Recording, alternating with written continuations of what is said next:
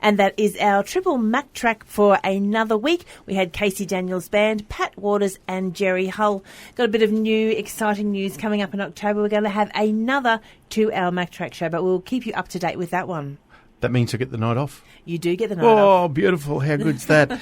You know, everyone who listens to the program knows that we are massive fans of the festival circuit. We love seeing the juniors come through, compete, learn their craft and then move on to bigger and better things.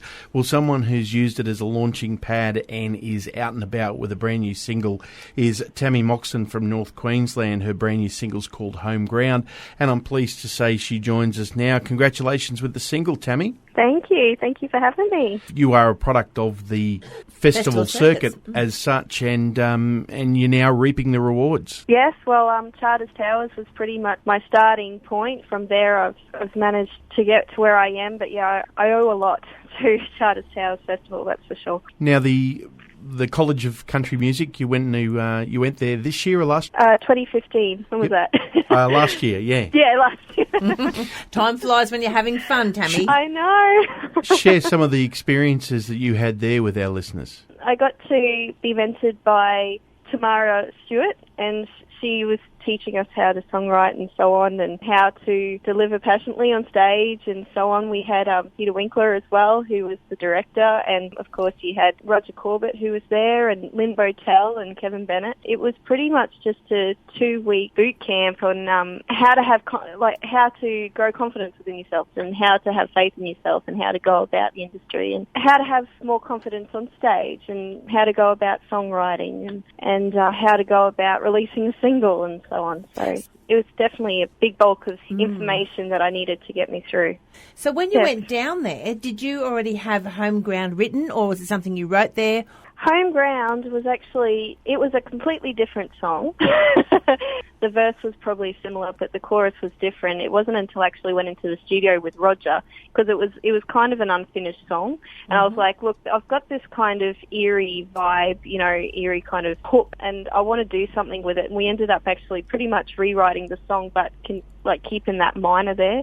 It turned into this, I don't know, it just happened. Like, we recorded it and we did the demo, and we were like, oh, we actually really like this song, and it actually ended up being the first single. We knew from that moment, from when we recorded it as a demo, that would be the first song I'd release. It's bizarre because I had other songs in mind prior to actually doing the demo, so it kind of just grew from itself.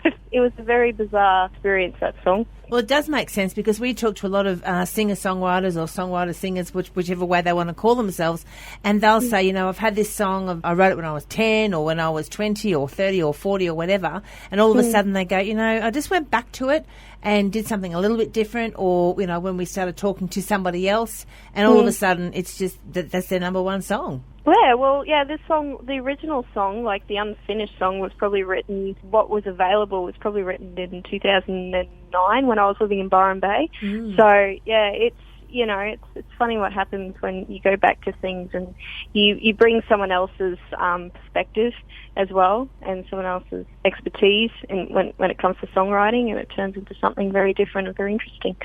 And there's a lot of girls out there who think that Dean Ray's just a real spunk.